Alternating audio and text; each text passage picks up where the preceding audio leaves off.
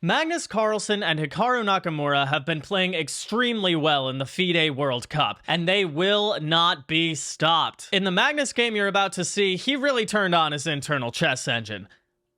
Not that one. Get that out of here. Not that one. The one in his brain, silly. Come on. I mean, he crushed Ariantari with an accuracy of 96%.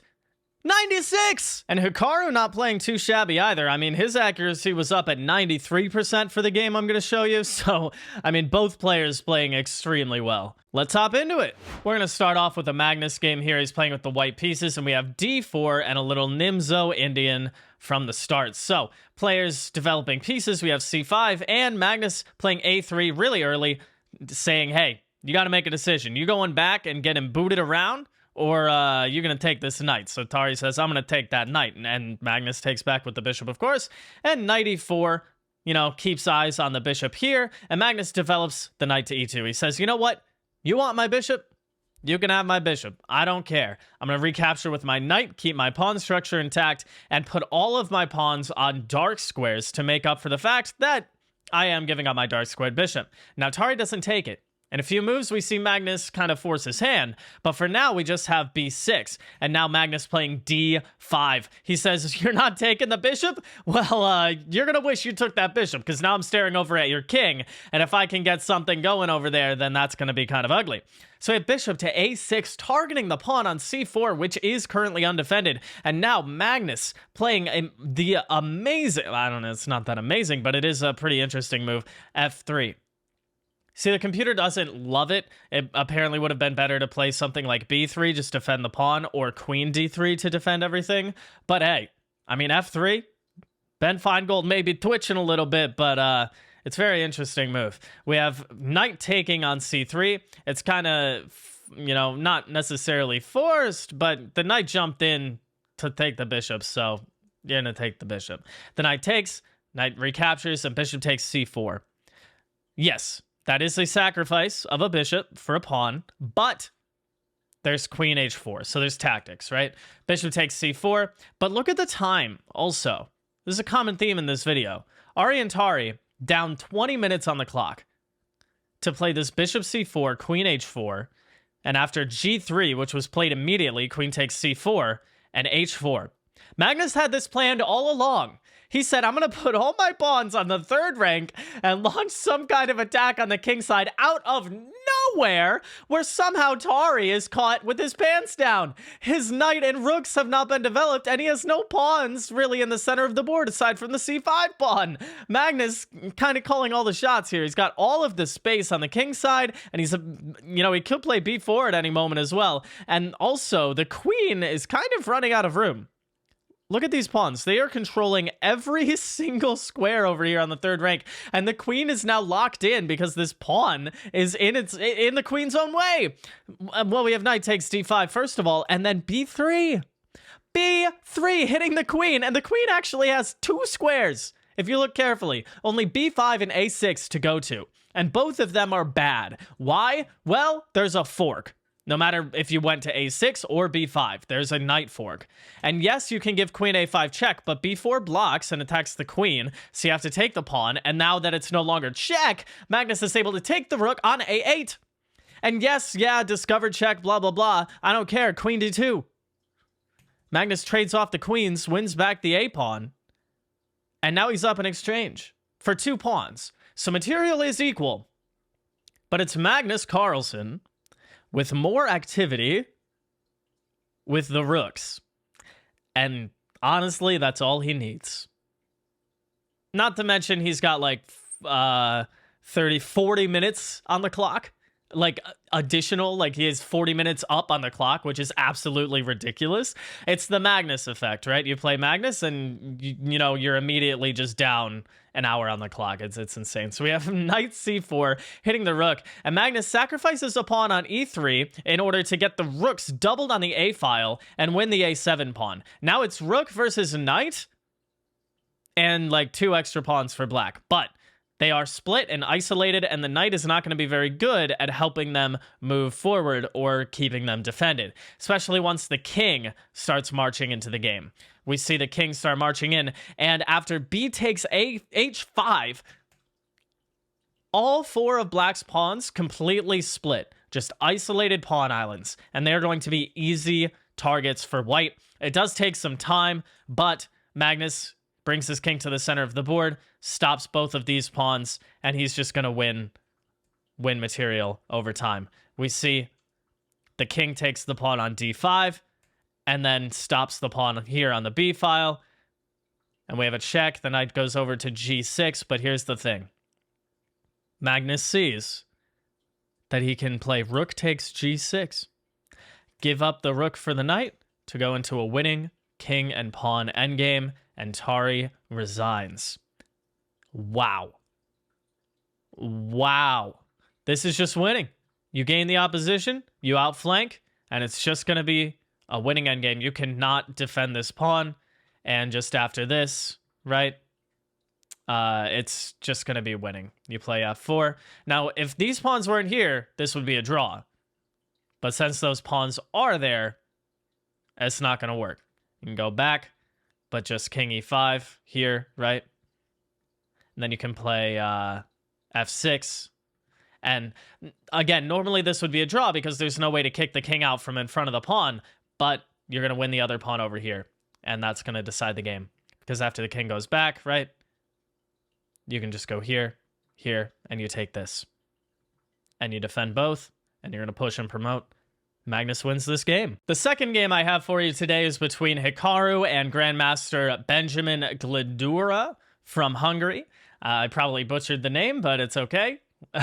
Did my best. We have e4.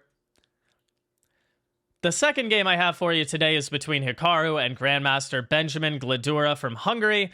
And we have e4 this time. We had a d4 game in the last one, but e4 here and a Spanish. We've seen this, we see this all the time among the top players, right? So we have d3 and b5, kicking the bishop back. You know, this a6, b5, the bishop's going to go to b7, right? Castles, and we're going to have a game of chess, right? d6, and both players developing pieces, you know, bringing the rook over to the e-file. But also, I want you to notice something right off the bat.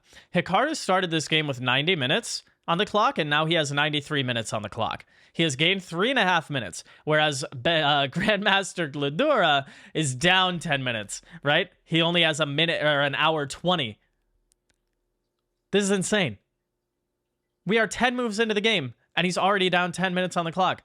Ridiculous. So the queen develops, and now look at him, down 20 minutes on the clock to move the knight back to d8 to reroute to e6 and try and get to the d4 square, especially after this c4 happens, right? Because now this looks like a pretty nice hole for the knight to jump into. But knight c3, okay, and bishop back to a2, looking to play b4. He says, you know what, you're going to play c6 and blunt your bishop. Well, in that time, I'm going to play b4. And now look at the time! Look at the clock! Look at the clock. Black has 41 minutes and Hikaru has an hour and 20. This is ridiculous. Absolutely ridiculous. Bishop goes over to b6, and now both bishops are staring at the king side, right, from the distance. But the thing is, this light squared bishop isn't scaring anybody. The only thing that it sees that isn't a pawn or its own rook is the c8 square. Yeah, it's not the best bishop right now. It's hoping to open up later, but right now, it's not very good. So we have the rook going over to the b-file, and the knight finally jumps into d4. Hikaru takes it and plays knight back to e2, hitting the bishop, kicking it back to b6, and the knight reroutes over to g3, getting to the king side. And now, who's the one attacking who? You thought you had the bishops lined up over here, but they're not doing anything. Sure, the dark squared bishops look at the blip, blip, blip, blip, blip, blip.